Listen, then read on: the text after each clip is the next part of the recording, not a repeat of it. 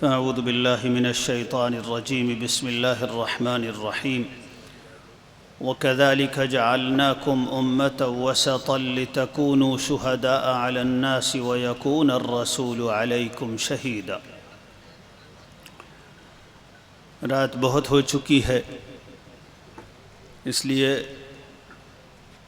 میری خواہش بھی ہے اور کوشش بھی کہ بہت مختصر وقت میں کچھ ضروری باتیں عرض کر کے خود بھی آپ سے رخصت لوں اور آپ حضرات بھی فرصت پائیں۔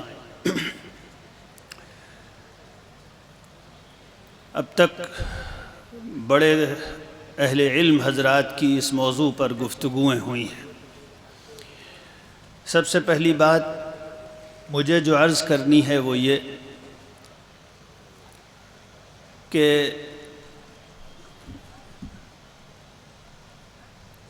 یہ بات رسول اللہ صلی اللہ علیہ وسلم اور قرآن کی طرف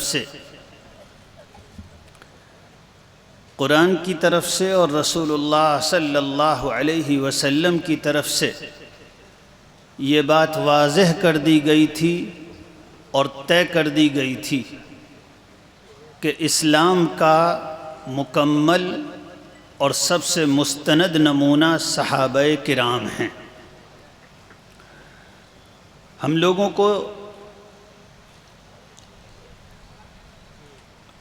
حق پر چلنے کے سلسلے میں موٹی موٹی باتیں سمجھنی بھی چاہیے اور یاد رکھنی چاہیے۔ تو یہ بات یاد رہنی چاہیے کہ قرآن مجید نے طے کیا تھا کہ اسلام کا مستند نمونہ صحابہ کرام ہیں۔ ایک دو نہیں، بہت سی آیتوں میں قرآن نے صحابہ کی اس طور پر تعریف کی ہے کہ یہ لوگ اللہ کے دین کے مکمل نمونہ ہیں۔ یہ آیت ابھی میں نے پڑھی سورہ بقرہ میں، اللہ تعالیٰ صحابہ کرام کو مخاطب کر کے کہہ رہا ہے۔ پھر میں دوبارہ دہراتا ہوں، اس کو سمجھیے۔ اللہ تعالیٰ صحابہ کو مخاطب کر کے کہہ رہا ہے، ہم نے تم کو سب سے اچھی جماعت بنایا ہے۔ وَكَذَلِكَ جَعَلْنَاكُمْ أُمَّةً وَسَطًا، ہم نے تم کو سب سے اچھی امت بنایا ہے۔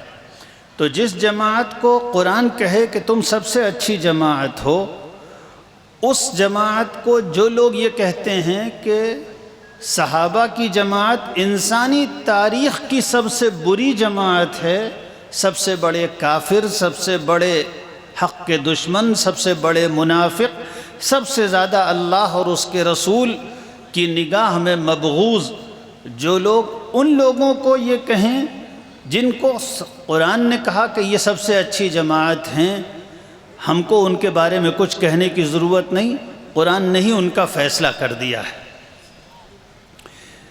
دوسری بات مجھے یہ عرض کرنی ہے، اور یہ بات میں بہت اطمینان کے ساتھ کہہ سکتا ہوں، پورے یقین کے ساتھ، کہ آپ پوری گارنٹی سے یہ بات کہہ سکتے ہیں کہ حضرت معاویہ رضی اللہ عنہ کی مذمت کے سلسلے میں جو روایت بھی ملے گی وہ جھوٹی ہوگی، ہو ہی نہیں سکتی صحیح۔ یہ محدثین کرام کا فیصلہ ہے، پورا جانچ لیا گیا، پرکھ لیا گیا، ساری روایتوں کی تحقیق کر لی گئی، ایک بھی معتبر روایت حضرت معاویہ رضی اللہ عنہ کی مذمت میں نہیں پائی گئی ہے۔ حضرت امام ابن القیم رحمۃ اللہ علیہ اپنی کتاب المنار المنیف میں لکھتے ہیں، وَكُلُّ حَدِيثٍ فِي ذَمِّ مُعَاوِيَةَ كِذْبٌ، حضرت معاویہ کی مذمت میں جو روایت بھی ہے جھوٹی ہے اور موضوع ہے۔ اور یہ بات وہ صرف اپنی طرف سے نہیں کہہ رہے، بلکہ محدثین تحقیق کر کے فارغ ہو چکے ہیں، اور یہ طالب علم آپ کے سامنے اپنے وسیع مطالعے اور تحقیق کی روشنی میں پورے اطمینان کے ساتھ کہتا ہے، ہر وہ روایت جو حضرت معاویہ رضی اللہ عنہ کی طرف کوئی ایسی بات منسوب کرتی ہے جو دین کے اخلاق کے خلاف ہو، آپ اطمینان سے کہہ سکتے ہیں کہ وہ روایت صحیح نہیں ہو سکتی، موضوع ہوگی، منقطع ہوگی، منکر ہوگی، اور صحیح روایات کے خلاف ہونے کی وجہ سے یقیناً غلط ہے۔ آپ یہ بات پورے اطمینان سے کہہ سکتے ہیں، اور پھر جب آپ جا کر تحقیق کریں گے اس کی سند وغیرہ کے سلسلے میں تو آپ کو یقیناً مل جائے گا کہ یہ موضوع روایت ہے۔ دو باتیں۔ تیسری بات مجھے یہ عرض، میں چاہتا ہوں وقت بچاؤں، اس لیے بالکل پوائنٹس کی شکل میں چند باتیں عرض کرتا ہوں، اللہ کرے آپ حضرات محفوظ رکھ سکیں۔ تیسری بات جس کی طرف حضرت مولانا محمد سلمان صاحب بجنوری دامت برکاتہم نے اشارہ فرمایا، میں تھوڑی سی وضاحت کے ساتھ کہتا ہوں۔ حضرت معاویہ رضی اللہ عنہ کے بارے میں کوئی شخص اگر یہ کہتا ہے کہ معاذ اللہ وہ کوئی بہت برے شخص تھے، ظالم تھے، انہوں نے اسلام کو نقصان پہنچایا وغیرہ ذالک، تو اس کا مطلب وہ سب سے پہلے حضرت حسن رضی اللہ عنہ کو برا کہہ رہا ہے، اور ان کو یہ کہہ رہا ہے کہ ان کے دل میں ایمان کی کمزوری تھی اور انہوں نے اسلام کو اور مسلمانوں کو ایک بہت نامناسب شخص کے ہاتھ میں اسلام کی قسمت دے دی۔ حضرت حسن کوئی مجبور نہیں تھے۔ جس وقت حضرت حسن آپ حضرات نے اب تک بار بار سنا کہ حضرت حسن رضی اللہ عنہ نے حضرت معاویہ رضی اللہ عنہ سے صلح کر کے اپنی حصے کی حکومت بھی حضرت معاویہ کو دے دی، اور طے کر دیا کہ حضرت معاویہ ہی اب اسلام کی امت کے قائد اور رہنما ہوں گے، اور دینی کاموں کو بھی انجام دیں گے، اور مسلمانوں کے دنیاوی کاموں کی بھی نمائندگی وہی کریں گے۔ گویا حضرت حسن رضی اللہ عنہ نے حضرت معاویہ کے سپرد خلافت کی، اور مجبوری میں بالکل نہیں کی۔ جو لوگ یہ کہتے ہیں کہ مجبوری میں کی، وہ کھلا ہوا جھوٹ بول رہے ہیں، واضح طور پر غلط بات کہہ رہے ہیں۔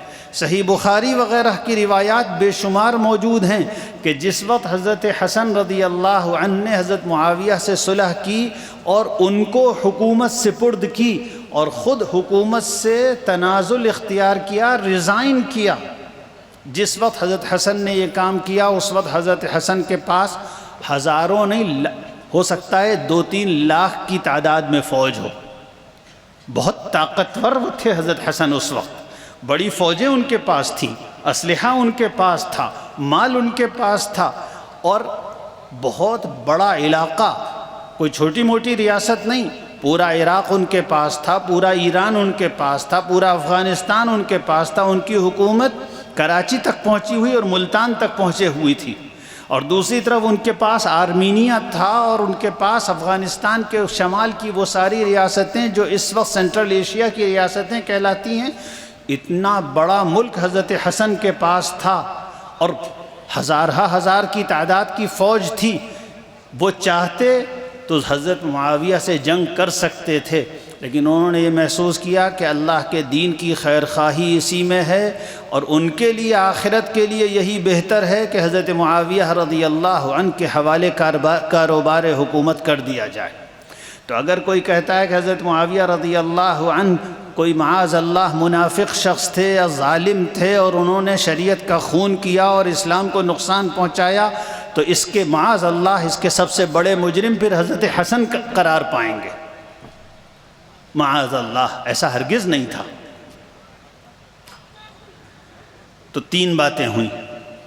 یہ جو صلح حضرت حسن رضی اللہ عنہ نے حضرت معاویہ سے کی اور حضرت معاویہ کو حکومت سپرد کی، اس صلح کے بارے میں بخاری شریف کی صحیح روایت موجود ہے کہ رسول اللہ صلی اللہ علیہ وسلم نے اس وقت جب حضرت حسن رضی اللہ عنہ بالکل چھوٹے سے بچے تھے، اس وقت حضور صلی اللہ علیہ وسلم نے فرمایا تھا، میرا یہ بیٹا بڑا خوش نصیب سردار ہے، اللہ تعالیٰ اس کے ذریعے سے مسلمانوں کے 2 عظیم گروہوں کے درمیان صلح کرائے گا۔ تو جس صلح کی مبارکباد رسول اللہ صلی اللہ علیہ وسلم نے دی، اور صحیح حدیث کے مطابق جس صلح کو حضور صلی اللہ علیہ وسلم نے پسند فرمایا، وہ یقیناً کسی منافق، کسی ظالم کے ساتھ صلح نہیں ہو سکتی، اللہ کے نہایت محبوب بندے کے ساتھ صلح ہوتی۔ 4 باتیں ہو گئیں۔ اس کے بعد اب میں کہتا ہوں کہ حضرت معاویہ رضی اللہ عنہ رسول اللہ صلی اللہ علیہ وسلم کے نہایت معتمد صحابی تھے۔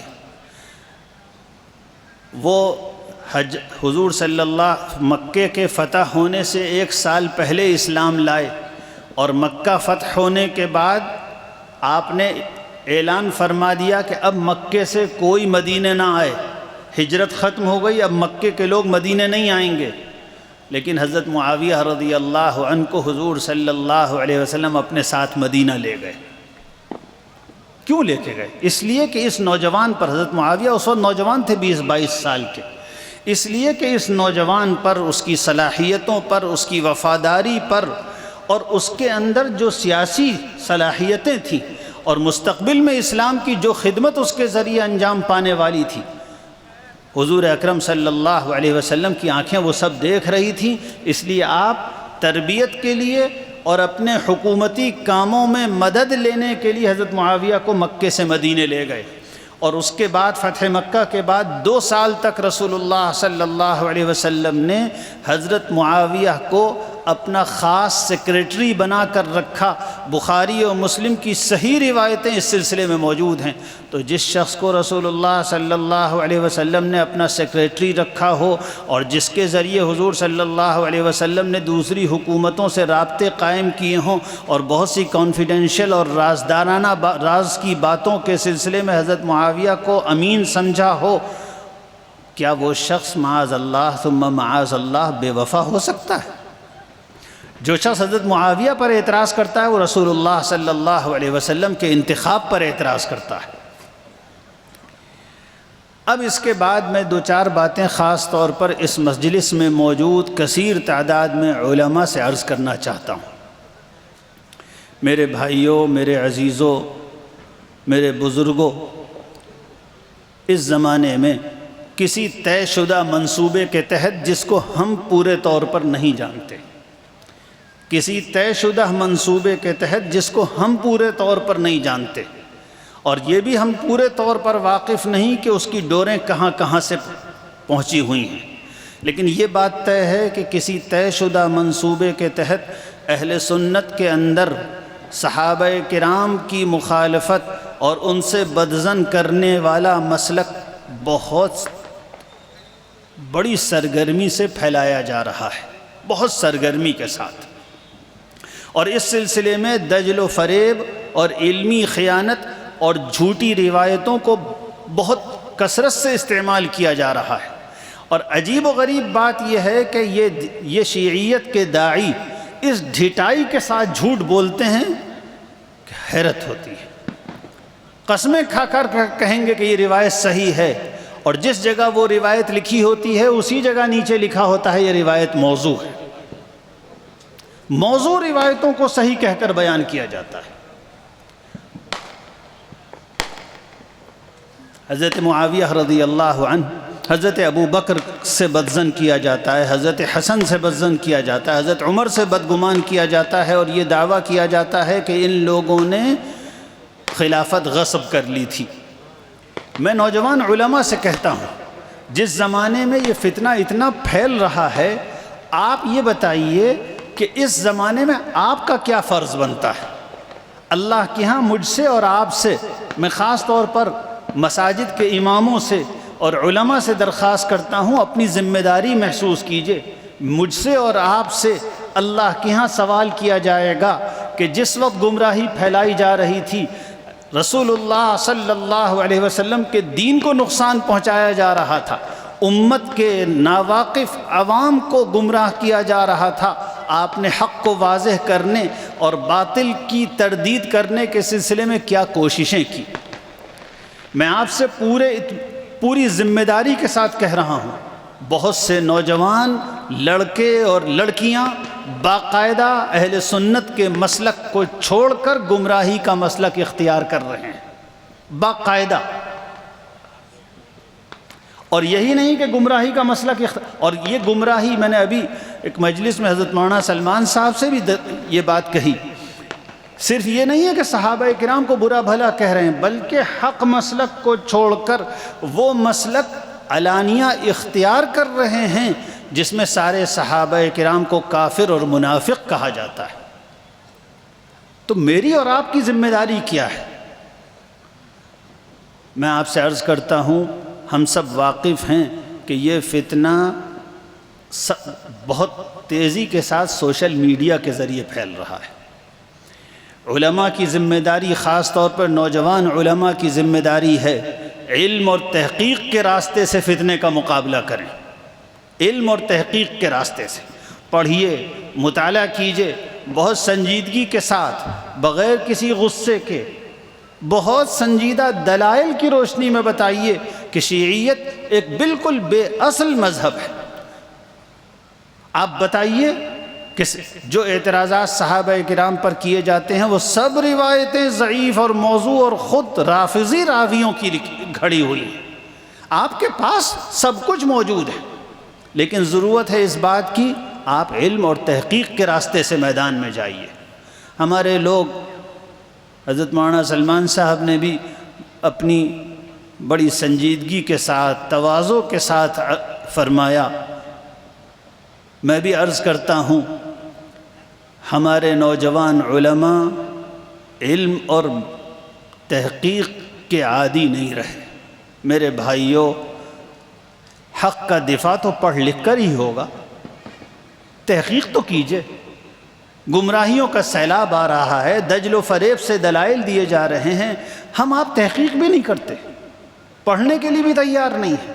میں آپ سے پوری ذمہ داری کے ساتھ کہتا ہوں، اللہ سبحانہ و تعالی نے حق کو غیر واضح نہیں چھوڑا ہے۔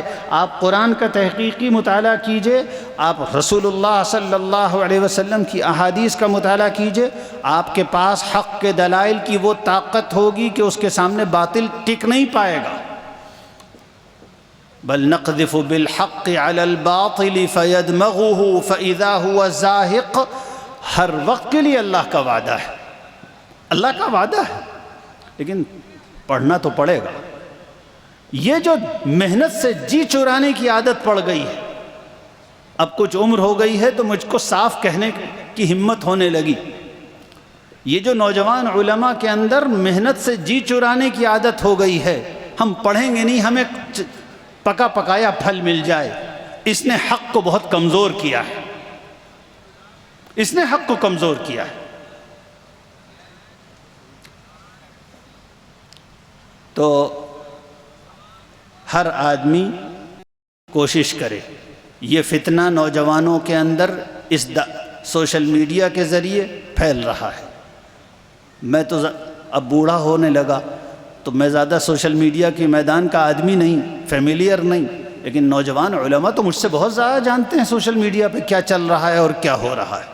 واقف رہیے، واقف رہیے، اور پھر کوشش کیجئے کہ مدلل بات کیجئے۔ اور ہاں، میں ایک بات ضرور عرض کروں، سنجیدگی سے بات کرنے کی عادت ڈالیے، غیر سنجیدہ انداز، بازاری انداز، سخت گفتگو، غیر مہذب الفاظ، یہ آپ کو بے اعتبار کرتے ہیں، ذلیل کرتے ہیں۔ عوام کی نگاہ میں آپ کو میں سوچ سمجھ کے لفظ بول رہا ہوں، عوام کی نگاہ میں ہم لوگوں کو ذلیل کرتی ہے ہماری بد زبانی۔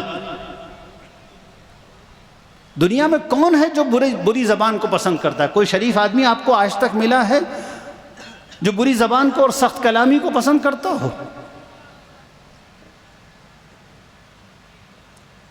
تحمل سے کام لیجئے، شریفانہ انداز اختیار کیجئے، مدلل اور طاقتور گفتگو کیجئے، دلائل کی زبان میں گفتگو کیجئے، اور اگر حق کا مخالف بد زبانی پر اتر بھی آئے تو قرآن نے آپ سے کہا ہے وَإِذَا خَاطَبَهُمُ الْجَاهِلُونَ قَالُوا سَلَامًا۔ قرآن نہیں پڑھتے آپ؟ کیا کہا تھا قرآن نے؟ یہود سے بھی اگر گفتگو ہو تو کہا تھا وَجَادِلْهُمْ بِالَّتِي هِيَ أَحْسَنُ۔ خوبصورت گفتگو سے بحث کیا کرو۔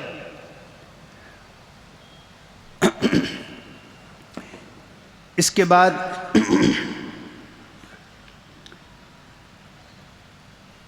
ایک بہت اہم بات، چونکہ مسئلہ صرف کچھ علمی غلط فہمیوں کا نہیں ہے، بلکہ ایک منظم بہت وسیع پیمانے پر پورے عالم اسلام میں شیعیت کی دعوت بہت تیزی کے ساتھ پھیلائی جا رہی ہے، پوری دنیا میں، یورپ میں بھی، ہندوستان میں بھی، پاکستان میں بھی، بنگلہ دیش میں بھی، اور عرب ممالک میں بھی، سعودی عرب میں بھی باقاعدہ ان کے داعی موجود ہیں اور کھل کے دعوت کا شیعی مذہب کی دعوت دے رہے ہیں۔ جب ایسی صورتحال ہے تو آپ ایک کام یہ بھی کیجئے، نوجوان علماء ایک کام یہ بھی کریں کہ عوام کو بتلائیں کہ شیعہ مذہب ہے کیا۔ صرف یہ نہ ہو کہ آپ خالی دفاع کرتے رہیں، آپ بتائیں تو کہ شیعہ مذہب ہے کیا، جس مذہب کا سب سے بنیادی عقیدہ، جس پر اس کا کل دار و مدار ہے، وہ عقیدہ امامت ہے، جس کی طرف کوئی اشارہ تک قرآن میں نہیں پایا جاتا، کوئی اشارہ رسول اللہ صلی اللہ علیہ وسلم کی احادیث میں نہیں پایا جاتا، ایک بالکل بے بنیاد عقیدہ گڑھ لیا گیا ہے۔ آپ اس کا تعارف کرائیے کہ عقیدہ امامت ہے کیا۔ شیعہ مذہب میں اماموں کو نبیوں سے بڑا درجہ دیا گیا ہے، ان کے اوپر کتابیں اترتی ہیں، ان کے اوپر فرشتے نازل ہوتے ہیں، ان کو امام ماننا نجات کے لیے اور جہنم سے بچنے کے لیے اسی طرح فرض اور ضروری اور شرط ہے جس طرح رسول اللہ صلی اللہ علیہ وسلم کو نبی ماننا ضروری ہے، اور آپ کو نبی مانے بغیر کوئی مومن نہیں ہو سکتا، اسی طرح شیعہ مذہب میں اماموں کو امام مانے بغیر کوئی مومن نہیں ہو سکتا۔ اور بے دلیل بات ہے۔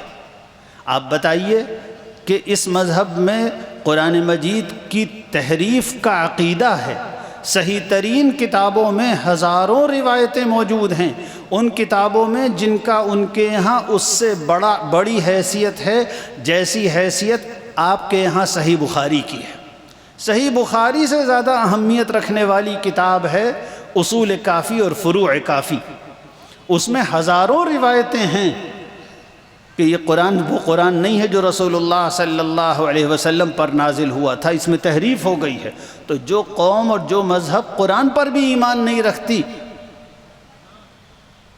نوجوان اس کے ہاتھوں گمراہ ہو رہے ہیں۔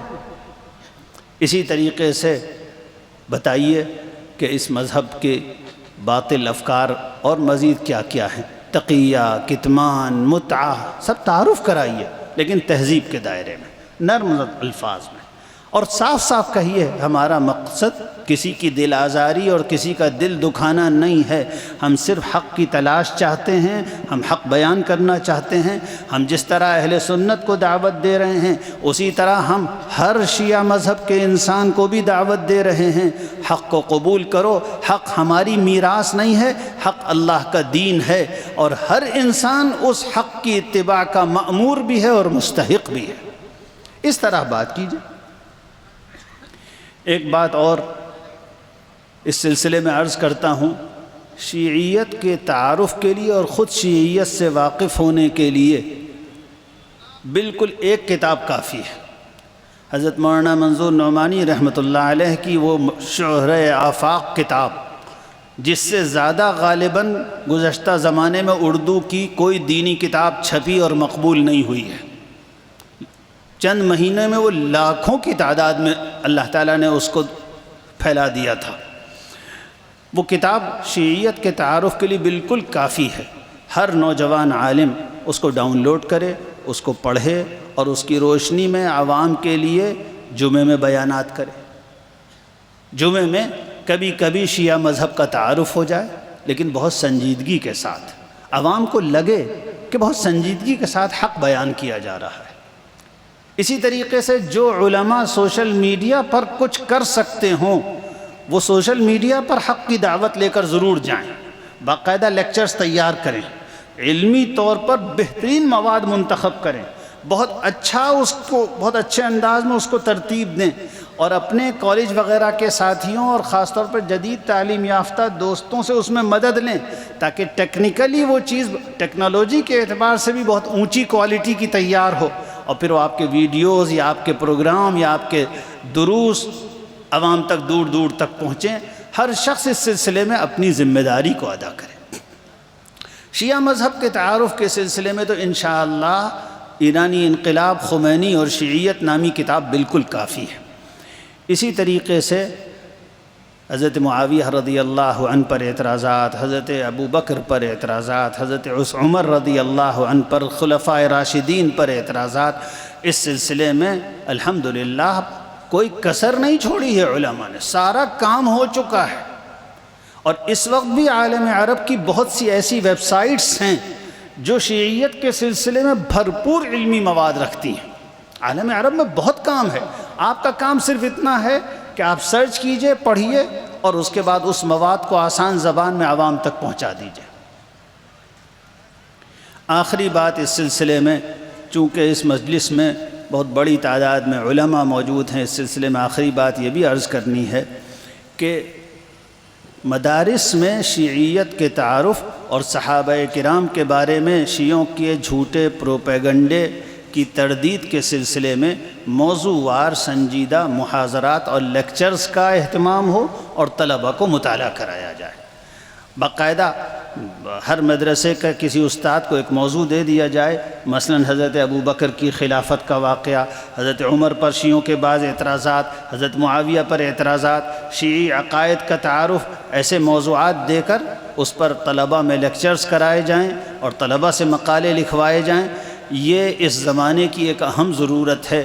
آخر میں پھر میں عرض کرتا ہوں، میرے حلقہ تعارف کے بعض نوجوان باقاعدہ اہل سنت کے مسلک کو چھوڑ کر دوسرے مسلک میں داخل ہو چکے ہیں.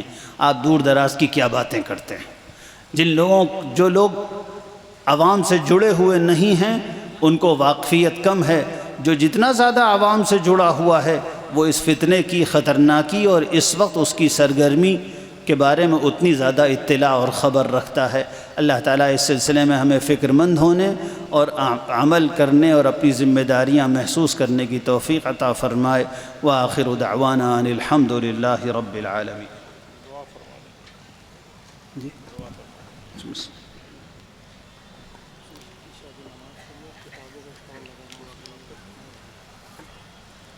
جی کوئی اعلان کرنا ہے؟ کر دیجیے. دو اعلان تھے.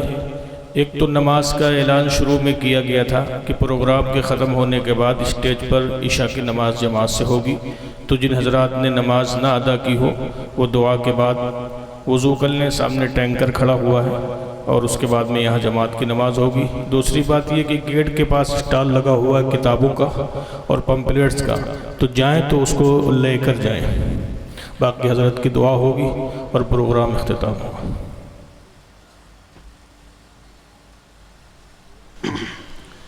سبحان اللہ وبحمدہ سبحانک اللہم وبحمدک نشہد ان لا الہ الا انت نستغفرک ونتوب الیک. ربنا آتنا فی الدنیا حسنہ وفی الآخرة حسنہ وقنا عذاب النار. ربنا لا تجعل في قلوبنا غلا للذين آمنوا ربنا إنك رؤوف رحيم. اللهم إنا نسألك الهدى والتقى والعفاف والغنى ونعوذ بك من سخطك والنار. اے اللہ، ہم آپ کے بندے آپ کے حضور میں حاضر ہیں، اقرار کرتے ہیں ہم گنہگار ہیں، ہم سیاہ کار ہیں. اے اللہ ہمارے گناہوں کو معاف فرما. اے اللہ ہمارے گناہوں کو معاف فرما. اے اللہ سب لوگوں کو سچائیاں ماننے کی اور سچے راستے پر چلنے کی توفیق عطا فرما.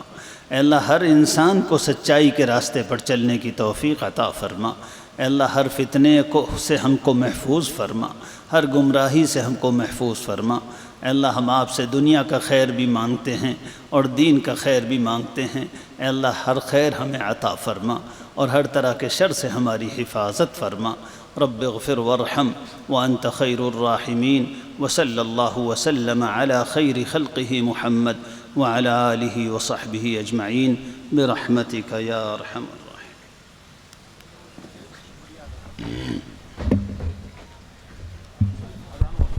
ہم سب